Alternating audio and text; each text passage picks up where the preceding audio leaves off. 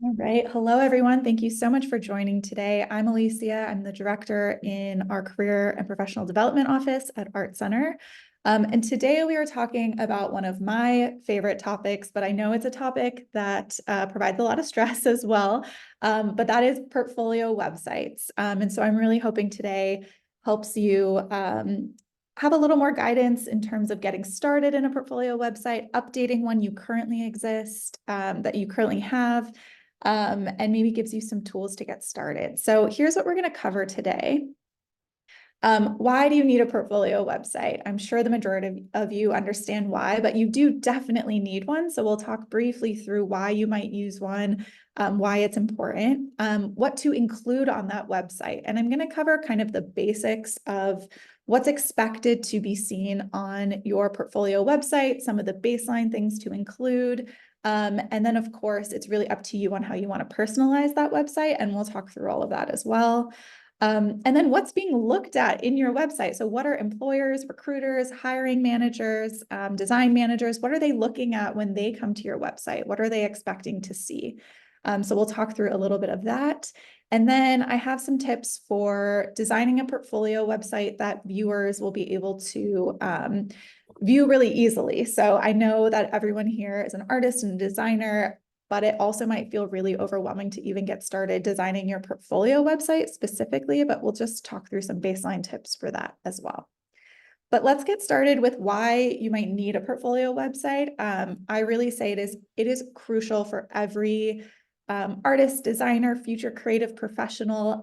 This is your home on the internet. This is the home of your work. It's often what you will be sending out embedded in your resume. It's kind of what you will probably be linking to on your LinkedIn. It's how folks are going to find out about your work and be able to view it appropriately. So this right now may look like applying to internships if you are thinking about doing that, or applying to part-time opportunities, or maybe you're in the fine art department and you're applying to grants or residencies or are interested in that.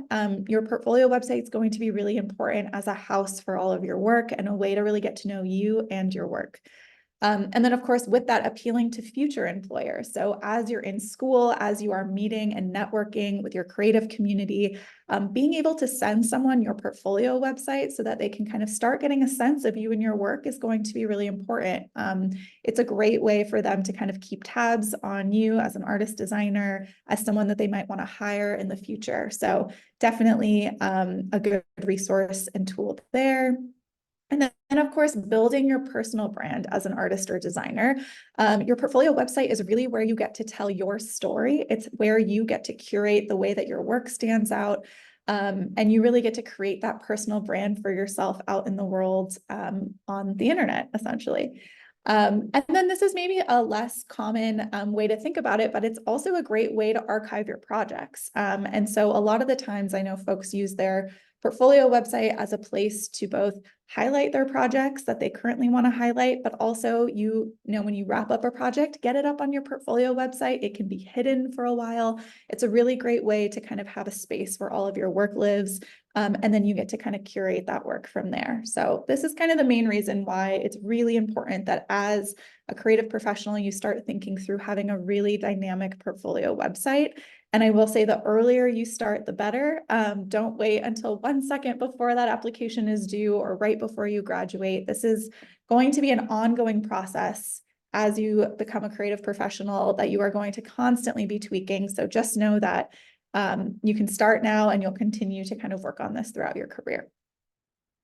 So I really like to start with where to even begin building a portfolio website. And for some of you who already have one, you might already know a lot of these, or maybe you're using one that's not on this list. There are a ton of places online where it's really easy to get started building a portfolio website. A lot of these, you do not need coding background. You do not need to know HTML. They're really plug and play. And again, there are so many new ones continuously popping up. So if you do have one hosted on a platform that we don't talk about today, please drop that in the chat and let me know. I always like to learn about new portfolio website building platforms. But these are the ones that I see students using the most. They're the ones I also like the most. But again, there's always new ones popping up. So I'm going to order these from essentially easiest plug and play. Like, let's say you have an internship coming up and you just need to get a portfolio website together, to maybe you're interested in building out something that is a little more complicated, or maybe your portfolio website in itself is a piece of your portfolio and you really want to showcase those design skills. There are definitely builders that let you do that as well. So we're going to kind of talk through the whole gamut of that. But I do like to start with Adobe Portfolio because as Art Center students, you already have Adobe subscriptions, and Adobe Portfolio is free with those subscriptions. It's a really easy place to just get started quickly. It syncs with Behance. So if you already have a Behance, you can import your work straight into Adobe Portfolio. It again is very user-friendly. There are not a ton of templates to use, but there are some really dynamic templates built for creative professionals in mind. So they are meant to showcase a creative portfolio. And then if you don't have Adobe subscription for any reason, it is on the lower cost of subscription. So I think it starts around 10 a month. It might be a little higher currently, but again, super user-friendly. It also offers a pretty professional looking domain for free. And again, your domain name is your URL, your address. So www.aliciaalex.com is a typical domain.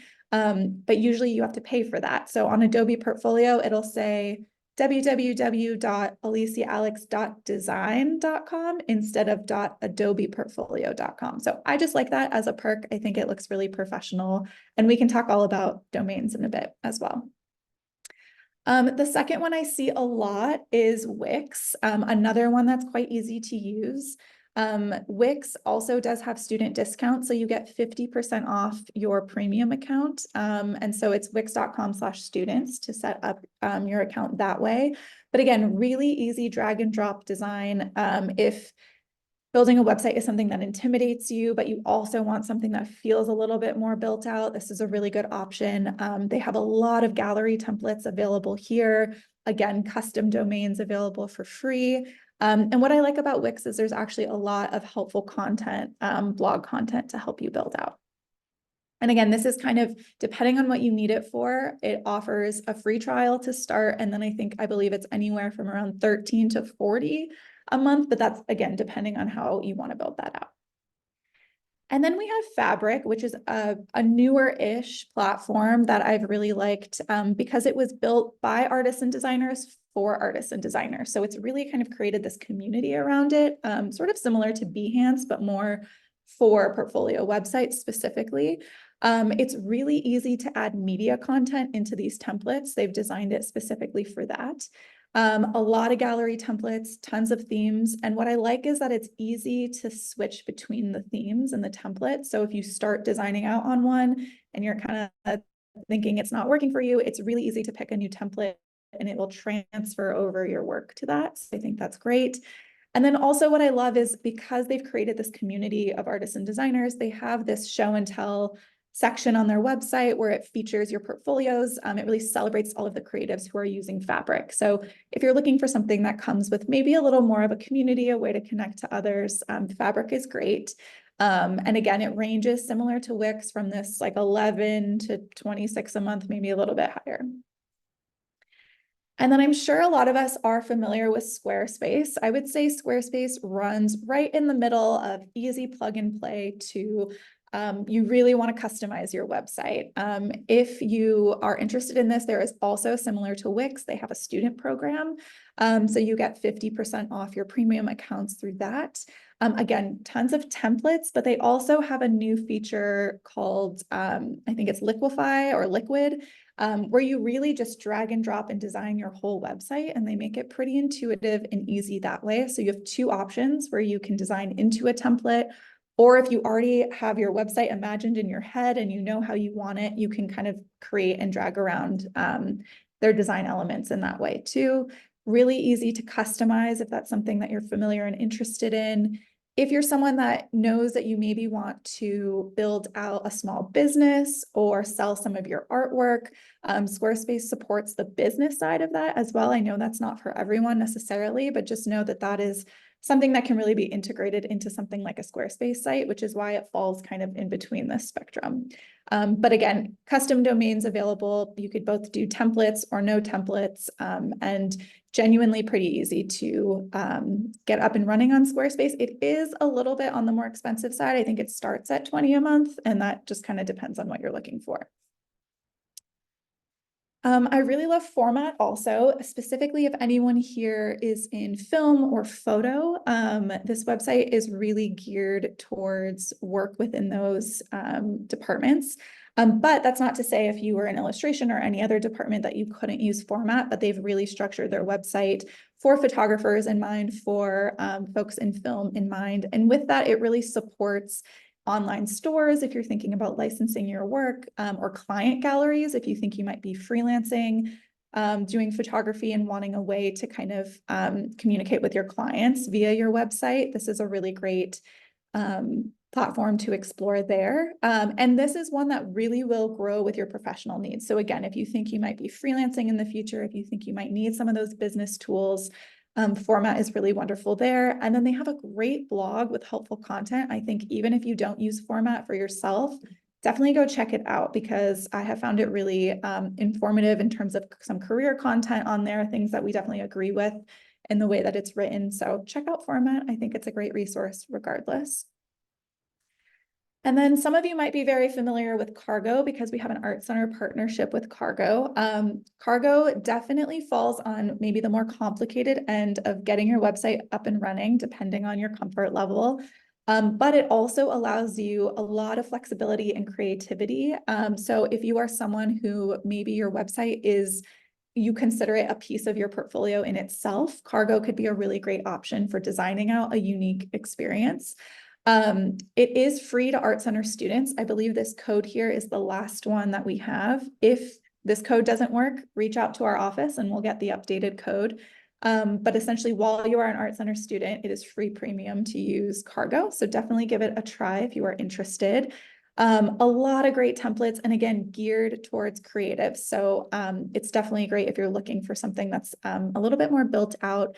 Not necessarily as plug and play as a lot of these other platforms. It might take you a little bit to explore it and get used to designing it out, but they do have a very extensive blog and tutorials, and I find their customer service really great. And especially because there's an Art Center connection, they're pretty quick to respond to any questions that you have. So definitely check out Cargo. It's free with the Art Center code. This is on our website as well. And so if you need this code updated, reach out to us. Now, one that actually was recommended in the last time that I did this workshop, which I always like to add new ones in, and something that I've heard students talk a lot about, is Webflow. It, again, is kind of on the more complicated end. If you really feel comfortable customizing your website, you don't really need to code from scratch, but you do, I think it's helpful to have some sort of knowledge of coding as you're building this out, but it really lets you do a lot. So if custom is the name of the game for you, Webflow might be something to really look into. There's a lot of advanced interaction and animation tools. So if you know that's something you want to integrate into your website, I highly recommend this as well. And then they have a really robust learning platform. And I think it's because it takes a little bit of time to get up and running on here. But again, if you think you're someone that might grow into e-commerce or need a more robust website as well, this is another good option. And it's completely free to try out Webflow until you launch your website. And then it actually is a little bit more on the expensive end. So I think it lands probably near Squarespace-ish, where it starts at about $30 a month. So again, you might want to just assess the needs that you have and kind of what you want to use it for. But it really does let you customize in a different way, where a lot of these websites maybe don't let you do that. So that is kind of the list that I've seen the most, especially with Art Center students. But again, if you have new ones that you are using, I know there's new ones popping up every day, please let me know and drop those in the chat as well. And also, if you have questions as we're going through this, drop those in the chat and I'll answer them at the end. All right, so let's say you've decided, you know exactly where you're going to build out this website, and then you sign up and you're like, okay, what do I need to put on my actual website? So there are some pretty important basics that I would say every portfolio website should have, that are expected to have, that design managers, recruiters are going to be looking for when they come to your website. And again, these can look different depending on how you design out your website. And I'll show you examples of all of this in different ways. But in general, all of these elements should exist on your website. So first and foremost, your name. I know that sounds really straightforward, but you'd be surprised. I've definitely been to websites where I couldn't figure out whose website I was on. So definitely make sure that your name is on your website. You'll often see this designed out almost like a logo, but your name can just be at the top in your URL and your domain name. And make sure it is the same name that you're using on all of your application materials. So whether that's your given name, your chosen name, a studio name that you apply to opportunities with, just make sure it's consistent so that if you think about a recruiter or a hiring manager sitting there and having your resume out and your portfolio website open, you want to make sure that they can easily make the connection between the two and that it's not confusing to get a sense of like, is this the same person? Did I click on the right link? So just make sure whatever name you choose is consistent across the board. And then your bio or your about me statement, your artist statement, just a little blurb that tells us a little bit more about you. Again, we talked about portfolio websites being this opportunity to tell your story, set yourself apart, to really highlight your work, but highlight you as an individual. And your bio and about me statement are where you get to do that. And we actually have a workshop in 2 days with the Writing Center at Art Center that can really help you hone in this statement. And it doesn't have to be super long. It just needs to be impactful. And we want to make sure that it is something that is written professionally, of course, that is free of any too personal of information. You don't want to include probably your age or your exact location. I'll show you some examples as well later, but in general, you just want your bio to be really dynamic and tell a really great story of you as an artist, as a designer, as a creative professional. And it's just going to help paint this story for you. So your name, a little bit about you, and then of course your work. That is the whole reason that we are here on your portfolio website. So you want to make sure that your website has your work and that your work is the first thing we see when we come to your website. And we'll talk a little bit more about formatting your work and how you curate it on your website. But just know that your work should definitely be on your website and it should be one of the first things we see when we get to your website. You want to lead with your work. You don't want to make someone dig for it. And we'll talk a little bit more about that in a second. Just quickly though, for your about me or your bio, if that seems really overwhelming, first, I would definitely recommend coming to our workshop on Thursday. But second, I like to use this as a guide to writing that. It can be as simple as who you are, where you're located in terms of like California, Pasadena, Los Angeles, what you do and what you make, or what you're hoping to do and what you make, what inspires you, and something about your unique skill sets. Again, this is really the opportunity to tell us more about you and what sets you apart. Okay, and then there's 3 more things we got to see on this portfolio website. Another one is a way to contact you. So this could be in a contact page of its own. Some folks like to combine this in their bio or their about me page. I always support having a separate page so that if I am hiring, or especially if you're looking to freelance and you want to make sure that folks know exactly where to go to get in contact with you, that it is very clear that they click on contact or a contact page and that your email is on there, that if you want to share your LinkedIn or your social media, if that's appropriate, I would say just don't include too personal of contact information. You don't have to put your phone number on there unless that's something you want to do. But remember, this is out in the open on the internet, so anyone has access. But definitely you can include your email on there. You can link to a resume. I see that quite a bit, especially as you are starting out in your career. But the main rule of thumb here is don't make it hard for someone to get in contact with you. Another thing I see a lot on the contact page, which maybe you've seen as well looking at websites, is this form that basically asks me, the viewer, to submit my information to you in order to get in contact.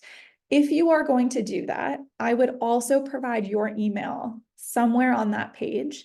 I've heard from a lot of recruiters and hiring managers that they don't actually like to put their information into your website. They just want to pull your email from the website so that they can reach out to you later. So again, just another way to not make it difficult for someone to get in contact with you. We already talked briefly about domain names, but what I do want to say is that I do think once you're in school, or as you're in school, it's okay if your domain name is aliciaalex.wix.com or .myportfolio.com. Maybe you can't afford to upgrade your domain name right now. Totally fine. I will say, as you graduate, as you go out into the working world, it is standard to have a professional looking domain name. And what that means is something that's really clean, that is easy to remember. Oftentimes it's your first and last name, it's your first name and studio. You know, you can get a little bit creative, but again, you want to make it really easily identifiable that this is your page, your web address, just something that kind of highlights the professionalism of your whole portfolio website package and your personal brand as a whole. So domain names, again, most of the website builders, if not all that I talked about, come with an option to customize your domain name, to create it, to upgrade it, to make it professional. So just know that that is on there and something to think about and look into. Lastly, I want to talk about passwords because I see a lot of password protected websites. I see a lot of password protected sections of websites. And this is what I want to say for passwords. My suggestion is to not password protect your entire website. And I know that seems scary, especially if it's maybe under construction and you don't want it to be out in the world, but I would say, just don't launch your website until you're ready. But I would say if your entire website is password protected, someone is just going to pass through your website and not take a look at any of the information. At the bare minimum, you can have an about me section of your website. Your work section can say coming soon or in development, but there should definitely be some information about you if you are going to go through the trouble of having a publicly available website. So I've heard a lot from recruiters where if they come up against a password, they're kind of like, oh, I don't have time to figure this out or to hold on to it for later. So I would say be cautious about password protecting your entire website. I know that folks will often password protect individual projects, and that's completely okay. Maybe you interned somewhere and you signed an NDA, or you're in a sponsored program and you signed an NDA for whatever reason. Maybe you don't want this particular project visible. That's totally fine. You can definitely password protect individual projects. However, if you are applying for opportunities and you link to your portfolio website and you do not provide the password to the recruiter for that section of your website, again, they are not going to go out of their way to ask you for the password. So you need to make it really easy for someone to get into your website. So if you are going to password protect it, but you want a hiring manager to see it, or you want someone that is overseeing an opportunity you're applying to see it, you need to be really intentional about giving them that password. Oftentimes where we see this is on your resume. When you link to your portfolio website, which you should definitely be doing if you are not already, you will hyperlink to your portfolio website. And then under that hyperlink, you will say password, and that will be the password. And recruiters know to look in that area for that type of password. Obviously, if you are emailing with someone and they ask for your portfolio website, provide them with the password in that way, but just make it really easy. I'd say in general, recruiters or hiring managers spend about 8 seconds just like browsing through your website, and they will not stop to ask for your password. So just keep that in mind as you are looking at protecting sections of your website or your work. Be very intentional about that. Okay, so those are some of the basics. You're going to have your name on your website. You are going to have a little bit of information about you, a bio. And again, you can include a photo in that. I'll show some options at the end as well. A contact page, a way to get in contact with you. You're going to have a professional looking domain name. You're going to be very intentional about your passwords, and you're going to make sure that your work is the first thing we see on your website. And I know that part, the work part, can be the most stressful piece. You know, you're like, cool, I picked Squarespace, I'm building out my template, but like, ooh, now I need to get my actual work up on this website. How do I start thinking about that? So I've put together kind of this 3-pillar approach, I like to call it, of how to start thinking about getting work up onto your website. So really, it's made up of curating your work, providing context for that work, and then sorting that work by relevance. And we'll talk about what all of those mean. So first and foremost, let's talk about curating your work for your website. You do not have to include every project you have ever made on your website. And I know that's maybe an issue for some folks. And then some of you are like, well, I have one project. Do I include that one on my website? And I would say yes. But just know that there should be a bit of curating when you think about the work that's going on your website.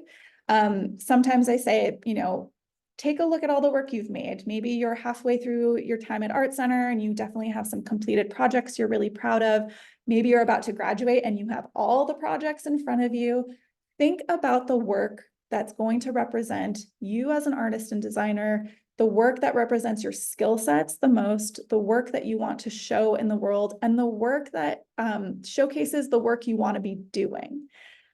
So essentially, you just want to be able to pick and choose your best work, get it up there, and it doesn't have to be every project you've ever made. Now, I know for some folks, you're like, I am genuinely proud of every project I've ever made, but maybe the project spans a lot of different mediums and you're having a hard time kind of organizing that. We'll talk about that in a second.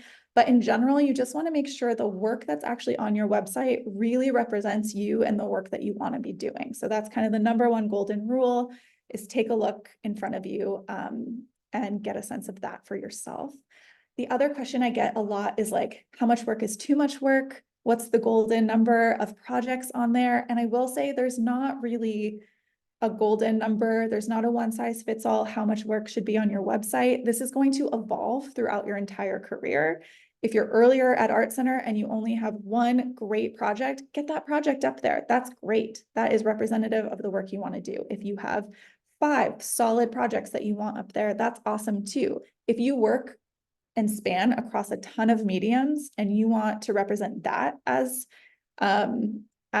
your professional practice, there's a way to do that as well. And it's just going to be in how you organize the work. And we're going to look at examples of all of that, but just know that it's really important that no matter if you have 1 or 20 projects, that they all represent the work that you are proud of, that you think tell a story of you as an artist and a designer, and that represent your skill sets and the work that you want to be doing. So again, there's no sweet spot number, but just make sure that it is all work that you want to be showcasing. So let's say you have selected the projects, you've curated, you know exactly what's going to go up on your website, at least for now. You should definitely be providing context for each of these projects. And this context is going to look different for each of you, depending on the field that you're hoping to work in, depending on the medium, kind of how you're displaying this work. But in general, you should provide a project name, a brief description of the project, images, of course, of the project, but also process images and sketches, if that makes sense for you. And we hear this a lot, especially for folks hiring for internships, that they're almost more interested sometimes in the process of how you got there. So it's really important to kind of provide all of this context to your final product. And again, this will look different for everyone. Someone in product design or interaction design is going to have different context than someone in film and photo. And we'll look at a variety of different contexts, but in general, just keep in mind that folks coming to your website do not sit in the classroom with you. They have no idea what you're thinking about, what the prompt was. They don't know what your process is. So you really have to spell it out for them. Create a story, again, create that context so they really understand the work that you did, the skill sets it took to do that work, and what that process and final project was. And we'll show again some examples of that.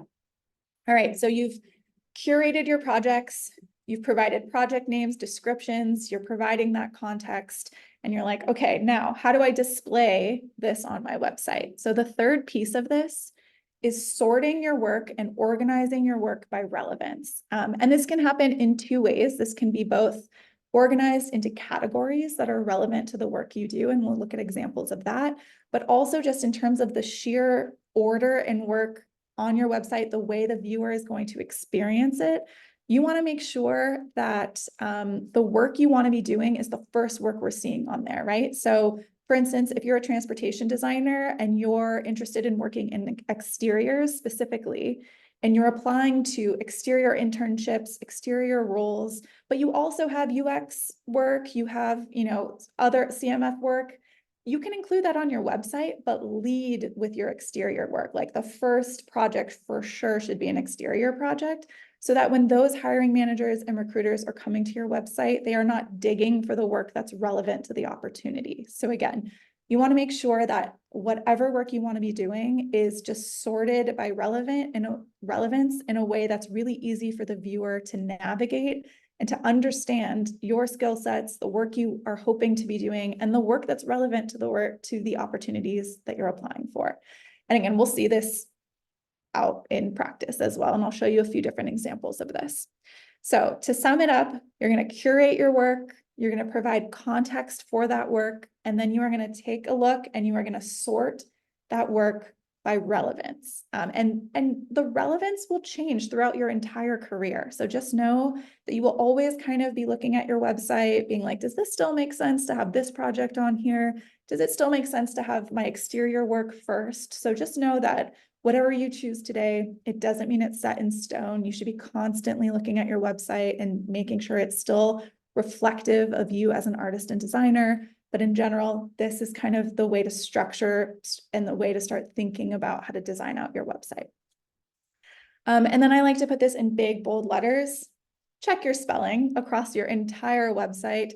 Send it to someone who has not seen your website a day in their life to look for errors, check for spelling mistakes, make sure your name is spelled correctly. I have seen that before. This is a big issue for hiring managers, recruiters. When they see this, what it communicates is lack of attention to detail. So if you are going to take the effort to build out a portfolio website and to put all this work in it, don't forget the details. Double check that everything is spelled correctly. Double check that you are citing what you need to cite. If you worked on with other folks on a project, make sure that you are highlighting that. Just double check that it's really tight and that everything is spelled correctly and that, again, it's reflecting you as a creative professional. Okay, so that is the actual putting your work on there. I want to talk through quickly just some design basics if you feel like the idea of designing a website feels really overwhelming. I will say you don't have to create anything that is too complicated. I would say, when in doubt, stick to some modern sans serif fonts. Every single builder will come with a ton of fonts available to you. Just do something that is legible, that is really easy to read. If you are someone that's like designing your own fonts or has your own logo, definitely do that. You can definitely create some personality on your website, but when in doubt, modern black font, you cannot go wrong. If there's one thing we learned at Art Center, definitely stick to that. And you will see a ton of options. These are some of my favorites that I like to use. These are ones that are really legible, easy to read. Speaking of legible, as you are looking at color choices as well as font choices, just double check that you're using legible color combinations. So again, you don't want the page to vibrate off the page. Of course, if that is the art piece you're going for and that is kind of what you're trying to provoke, go for it. But in general, you want to make sure that the common viewer is really easy. Is really able to easily view the work that you have on there, that the website itself is supporting your actual work that you want them to view. So don't make it hard to read. I would definitely say you can get creative. You can use colors from your work as accent colors. It doesn't all have to be black and white. But again, it definitely could be, and we'll see examples kind of far-reaching everywhere from designing out using patterns in your website to just a pure black and white highlight your work. And then I would also say, don't be afraid to experiment with darker backgrounds, lighter fonts. A lot of the time when recruiters are going through multiple websites, it's kind of nice on the eyes sometimes to come across a website that has a darker background. And oftentimes you might not realize it, but your work might stand out even more on a darker background. So don't feel like you can't experiment with that. But if you are going to go with a black background, just make sure that your white font, again, is not vibrating off the page. You might need to work with the opacity a little bit to just make sure it's easy to read. But I'll show some examples of that later too. But these are just some basics. Again, I know you all are the art and design experts here, but if it is an overwhelming process to you, no two things. All of the portfolio website builders come with really easy to implement fonts, colors, some of them put together like a whole design package, and you can just put that on your template. But when in doubt, black and white is totally fine, and then let your work do the talking. That's excellent. Okay, so quickly before we go through some examples of everything I just said, because I know I talked for quite a while, I want to make sure that you're aware of some resources available to you as you begin to design out your website or tweak your website, or whatever phase that you are in. So quickly, let's just talk through some of the CPD resources. So of course, if you are not already familiar, we have two incredible career advisors at CPD, Eilish and Amy. And they're available to meet with you and go through your portfolio website. You can review anything we talked about today, but you can also bring in a site that's in progress and say like, hey, as a viewer, could you look through this from the perspective of a recruiter or a hiring manager and give some feedback or some guidance on how I could design out my website. We do not give feedback on your work specifically, but we will give feedback on how to format your work, how to best design out your website. And we really are coming from the perspective of what is the viewer looking for? What are hiring managers and recruiters telling us that they're looking for? So definitely, if you feel like you might need some more one-on-one support, come meet with our team. You can always pop in and ask questions as well. For those of you who like a more self-guided experience, both this workshop and past ones will be recorded, so you can go through this material again. And then we've created kind of an in-depth guide to portfolio websites that really goes even deeper into what I talked about today. So I think we'll be linking to that in the chat, but feel free to check that out and you can kind of go through there. The cargo code lives on there. A lot of the links to all the builders are on there as well. And then I like to plug LinkedIn Learning because it's a free resource to you all. If you know that you really want to use Adobe Portfolio or you really want to use Squarespace or Webflow and you need some added support for learning more about that platform, getting up to speed on that platform, there are a lot of tutorials on LinkedIn Learning. Again, I believe it's single sign-on for students. It is free through Inside. So definitely utilize that as a source of learning and developing there. And then, of course, all of the builders that I mentioned have their own resource hubs and tools and help available to get you up to speed on these as well. Quickly, before I jump into examples, I'm just going to browse the chat really quick and see if we had any questions. Okay, great. We also have time for questions at the end as well. I'm going to stop sharing my screen. I'm going to open up some portfolio websites and we're going to see some of this in action as well. Okay.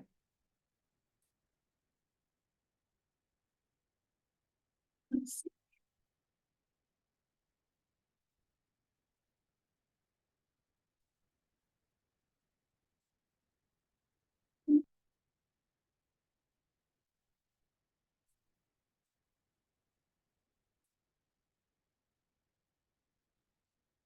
One second. Sorry about that. There we go. Okay.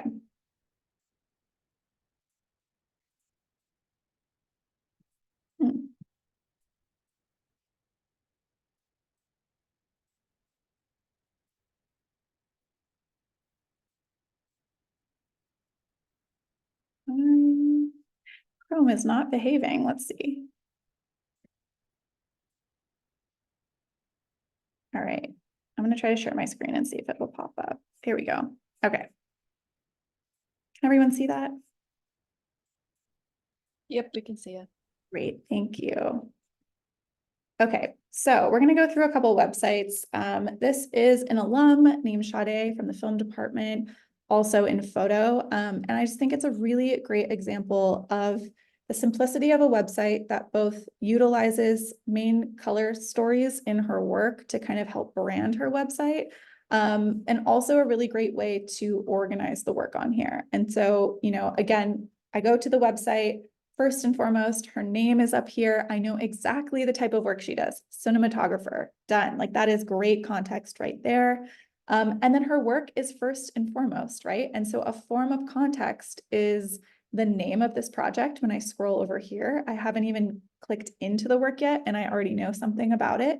And again, it's really easy as a viewer to just scroll through here and get an overview sense of her aesthetic, of her work. And then if I want, I can click in further. And then obviously because cinematography, you can play through the videos here. There's some really wonderful film stills. So just a really nice way to navigate that type of work. And then this is a great way to provide context. So again, the name of the project, a quick description, the director, cinematographer, context of who worked on this film, and then links as well. So I just think this is a really nice, simple way to provide context here. And then let's talk about the top here. So this is how you might organize your work. So up here, selected works. This has been curated for us, right? So this is the work that Sade wants us to see. It's the work that she thinks best explains her skill set, her vision, kind of the work she wants to be doing that she's proud of. So this has all been organized on the homepage, letting us kind of click in and navigate as we will, which I think is great. The About Me section here is great. We have a photo, a quick bio here. And then, of course, if you are someone who is showing in exhibitions, maybe you've had articles written about you, maybe it's Art Center articles, or you were interviewed, you can link to those things in your description as well.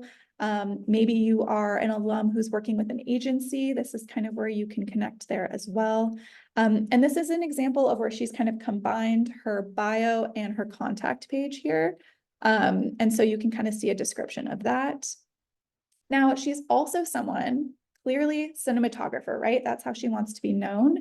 But she also has photo work, and the photo work makes sense in terms of her entire portfolio, but it's not necessarily the first thing we see when we come to her website. So it's been organized specifically under photo. So if I maybe am looking for a cinematographer who also has photography work or kind of understands that landscape, we can just click in here. And then we get a really nice view of her photo work. She's also an activist and really engaged in her community and organizing. And we often don't think about those things as being a part of our portfolio website. But if you feel like that is something that informs your work or your volunteer work, makes a lot of sense in terms of the way that you show up in your community and your art and design work, you can include that. So she's included her organizing here and the community building that she's done. And again, it paints this whole story of her as an artist that I think is really beautiful. So if that's something that you want to highlight on your portfolio website, this is a really good example of how to do that. And then she's clearly in an upcoming exhibition, so you can click on this to learn more about it. There's ways you can kind of highlight things like that as well. Let's see. For some reason, I am having difficulty seeing, let me try one thing. I'll stop sharing for 1 second.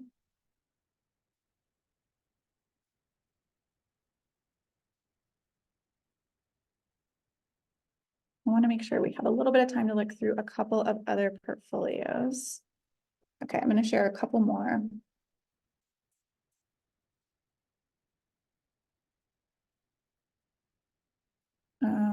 Let's see, sorry about that.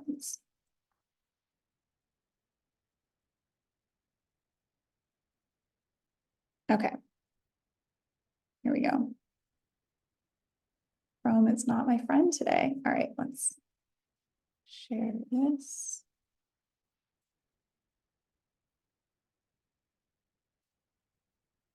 Okay.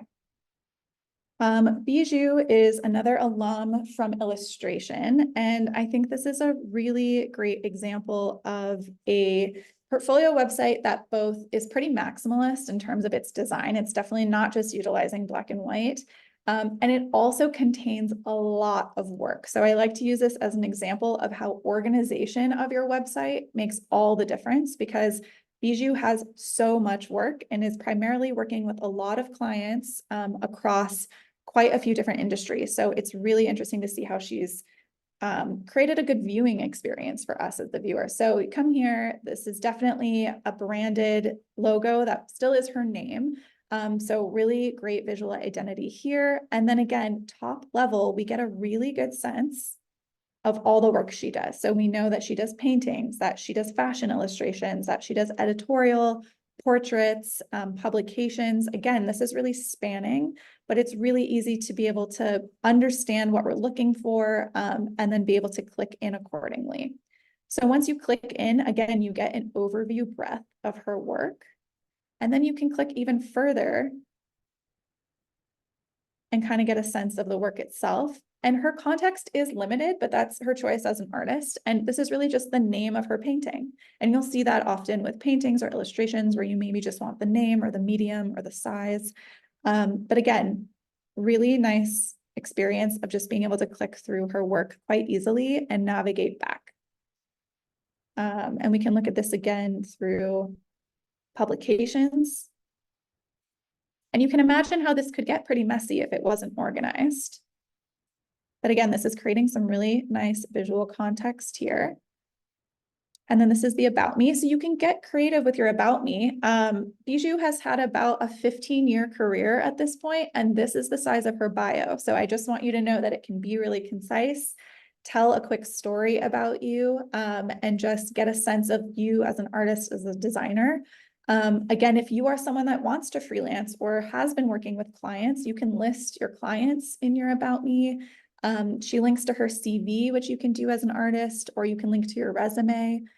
So again, it's pretty clear there's no one right way to do this. You can get creative with it, but I do just want you to see that it's helpful when we just get a glimpse of who this person is, and kind of what they're all about and what's kind of the work that they make. And then of course, if you are someone that wants to create products for sale, you can link to a shop, which she has done here that exists. So again, sky's the limit in terms of creativity. It's just really important that it's easy to view, easy to navigate, and really clear kind of who you are in the work that you want to be doing. Let's look at another one really quick. This is another designer. So again, the name is here, Alyssa Martin. Again, really clear, graphic designer based in Vancouver. I already know a ton about this person. Not a ton, but I already have a sense of who they are and what they do. I like this motion graphic up here. It kind of gives me the sense of maybe that's something that they're interested in, or they do animation or motion within their work. And then again, the work is front facing and forward, and I don't have to dig for it. So it's giving me really top level, all the work that they've done. And then I can click in, and this is the context that they've provided. So this is the name of the project, quick description here, and then some really great stills that you can kind of navigate through. We can go back to the other projects. There's a project index here, which is really nice. So if I really wanted to browse through all the projects that they've done, we'll go back to the homepage though. So again, you can go on another one, the name, and all of this context is really consistent across projects. So that's another thing to think about as you're designing this out. Really quick description here just provides enough context for me to understand kind of what's going on. And then a little more context down here. So again, it's up to you in terms of the context, but it's just important to provide that for the audience. And then we'll look at the about. So Alyssa is a freelancer, and some freelancers choose to have kind of a more fun descriptor of the way that they write their About Me. You can get really creative with this as well. I always like when, if you are freelancing or you're open to collaboration, that you say it, that you put that out there, that you kind of are open to work, interested in collaborating, and just kind of having that available. And then this is where she's combined her contact. So you can see that she's just simply linked to her email, and I can go straight to her LinkedIn, and it makes it really easy for me to just copy and paste this, reach out separately, or click on this and reach out. So this website in general, really not hard to navigate. And then again, this is the domain up here. So first name, last name, design.com. That's great too. First name, design.com. Awesome. But this is what I mean by customized URL. Let's look at another, an alum from entertainment design. So Rachel, when you click on the website, again, this is a good example of less is more. So really streamlined design, black and white. I already know that they're visual development and illustration. I know their name. It's organized differently on the side here, which I really like. So it's studio work, visual development, background design, character design, and then personal work, which I get questions about personal work a lot too. And there is a place for that on your website.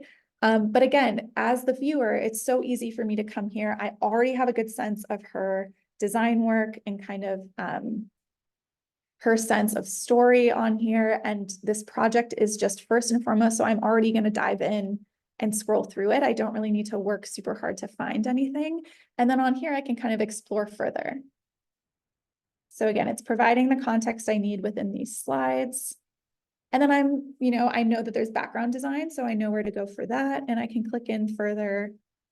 Same with character design. These click out further so I can really get a sense and view. And then personal work. So I think a lot of the time it's really great if you are working on personal projects, maybe there's a lull between opportunities. You can definitely work on personal work and include that in your website to round out your experience, to round out the work that you want to showcase. And you can curate that in its own category as your personal work. I think a lot of recruiters, hiring managers love to see that. They like to see what you're exploring on your own time. So there's definitely not a detriment to that. I just think knowing how to curate it and including the work that you do want to showcase on here is great.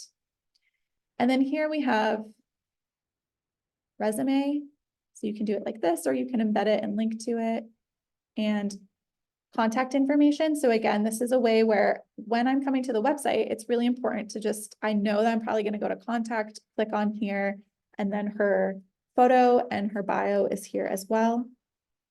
One suggestion I would have would be to also include the email, because this is like that form that I'm talking about, but you can copy and paste an email as well. But this is really effective in a really straightforward website that's easy to navigate, easy to view. Okay. I do want to leave some time for questions. So I am going to start sharing. And I also want to leave some time for any folks who have a website that they want to share or want specific feedback on their website. But first, I'll open it up for any questions. Does anyone have anything? I know there's some in progress portfolio websites I see in the chat.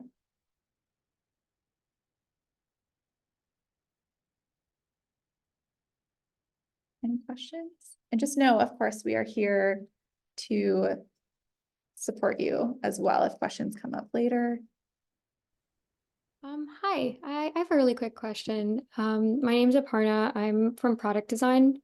I just logged in, so I'm not sure if you mentioned it earlier, but I know that a lot of product design portfolios have so much information that they're trying to get across, especially like actually opening up the project itself. And, you're kind of having to run through the entire brief and show all of your work and kind of get to that. Is there anything that you might recommend about that, about like categorizing that information? Because, as you said, easy to view, easy to understand, less is more, and kind of how to hit all of those key points of information without it being too overwhelming?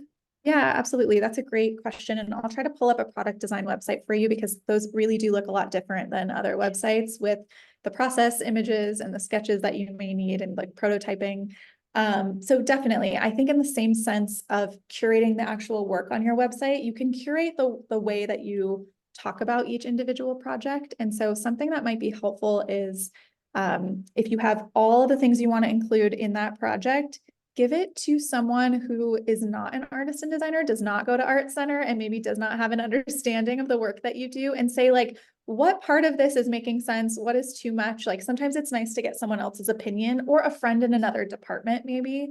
And because you really can curate down sometimes, maybe you don't need 10 process images, maybe 4 really great process images gets that idea across without leaving anything out. Maybe 2 of the prototype images instead of 7 of the prototype images. Maybe, the way that you're talking about it, you can condense a little bit. But in general, I think it's helpful to have feedback from folks who are not in it with you, or in that bubble, to just say like, do you understand what this project is? Do you kind of understand my process here? And then of course, I would definitely ask faculty as well. You can utilize faculty in your classroom, kind of get feedback on what's too much to include. But in general, I would say as you are curating the work itself, you can curate the way that you are showing this process. But I'll try to pop up some product design for you as well. And that actually leads me to a resource that I actually want to make sure you're all aware of, if you haven't seen already, is our grad show website. So all of you, as you move towards graduation, are going to have a profile on this grad show website. But I also think in terms of creating a portfolio website, this is a really great source for research and inspiration of what current alumni have done with their websites, and kind of how those have evolved and lived. And you can go all the way back to 2021. You can search by department. You'll see all of the alum from those departments, and then you can click through to portfolio website. So this is not the portfolio website, this is just the portfolio, but let's click into one that has one. So here you would be able to go straight to their website and you can kind of view around. I'd suggest starting later, so like 21, 22, and you can kind of get a sense of folks who have been in post-grad for a while, probably working in their first careers, and get a sense of their portfolio websites. But one of the best things you can do is research folks within your working in the field you want to work in and start getting a sense of how they're organizing their information. Like, what does the industry standard look like for your field? Because you'll start to see consistencies across the board. Everyone will have their own identity and their own way of talking about their work, but you'll kind of start to connect the dots in terms of maybe what the expectations are in graphic design versus product design. And you'll start to also see websites where you're like, oh, I want to jump off this website. It is so chaotic. And you'll kind of start to get a sense of what feels like good information to digest as a viewer and what doesn't. So definitely, I would say research, especially in product design, if you're feeling like you want to get a sense of what's too much or not. And then I would also recommend, again, getting some feedback from folks outside of your design bubble. That was a great question. Any other questions? Thank you so much. You're welcome.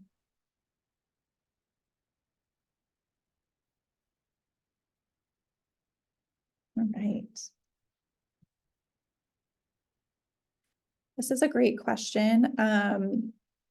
Do you think a welcome page is necessary, like the first page in the website that shows my best work? So I've seen this in a couple different ways, I think, and correct me if I'm wrong. I've seen sometimes there's a welcome page where you go to the website and it's your name and maybe an image and it says like, click here for personal work, click here for the rest of my work. Like sometimes that's a welcome page with some links to your socials that then take you inside your actual website with work. That's one way to do a welcome page. I don't think those are absolutely necessary, but I do think in terms of a welcome page, like your first page should be welcoming, and it should be a page that showcases a breadth of your work. So I actually really do think that is important. And whether that's wanting the first page that someone goes to when they go to your website to be the highlight of one project. So again, I can kind of show you some differences in that. Let's see. So for instance, like this is the home page, and what you're seeing here is more of the categories technically with a little bit of thumbnails. But then you go here and the first page is actually a project that you can scroll through. And then it's really clear on the left here. So it's not necessarily like that is the home page. So those are two separate ways to do it. If you feel like you really want to highlight this thing that you just did, and that is your main page that you want folks to go to as you're applying for opportunities, that's great. But again, I think something like this is really effective where you sort of get an overview breadth of the projects that you've done, or something like this that kind of shows the work and categorizes it. I think you'll see that quite often as well. And then let me show you an example of a home page that's maybe you've come across. Let's see. That looks like this. I see this a lot too, and it's totally fine. And it's effective, especially if you are someone where maybe your website's under construction or you're kind of building it out. This is a traditional welcome page, I would say. And it has your name here, kind of a little bit of information about you, and then it asks you to jump further into different portions of your work with your links here. This, I would say, is a good option if it's a better option than password protecting your whole site if you don't want anyone kind of in your site quite yet, and you would maybe not link to these, but you would just have a welcome page giving a little more information about you. Sometimes I think this page creates an extra step for people, so I don't know that it's necessarily super important. Like, you definitely don't need this type of thing. So if we go into here and we click back, so this is the home page, and then this goes to professional work. And so then you can see that it's categorized up here, but it clicks right into one project.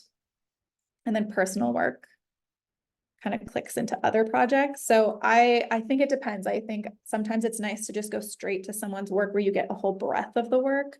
But this isn't necessarily bad, and I do see this a lot. I think it's most effective when you want something to stand in place of password protecting your site, if you kind of want to work on your site and not have it be public quite yet. I hope that answered your question.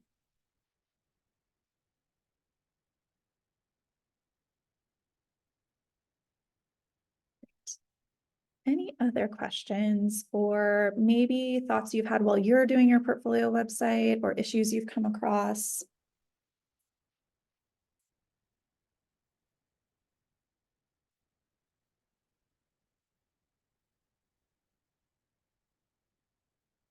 Okay, if we don't have any other questions, I'm just going to wrap up these last two slides.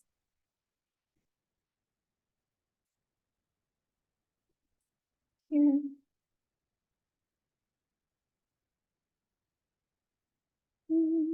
Okay. So again, just want to make sure that you know that this is a doable process, that you will iterate this process a lot throughout your entire career. I know folks who have been in the industry for 20 plus years who are still constantly kind of bringing up their portfolio website and saying, does this speak to me currently? Making adjustments, recreating, redesigning. Just know this is doesn't have to be an end all be all process. Start sooner than later. It becomes a lot less stressful when you have a foundation to work from. Lean on us for support. We're definitely here to help you. Don't feel like you're alone in building out your website, but know that it is so important to have a portfolio website and a presence and a space in which you get to tell your story and you get to provide the context for your work and you get to kind of set yourself apart from the crowd. So definitely create that portfolio website and come see us when you do need support. And this is where you can find us. All of our resources are on our website, artcentercpd.com, Instagram, artcenter.cpd. You can always email us at careers@artcenter.edu. And then I know that Shay and Roxanne were dropping resources in the chat as well, and we will send out the recording and resources to this afterwards as well. But if you have any other questions before you get those, do not hesitate to reach out. So I want to thank you all so much for being here today and for your thoughtful questions. And I hope to see you all soon. Good luck on your portfolio websites. Bye, everyone.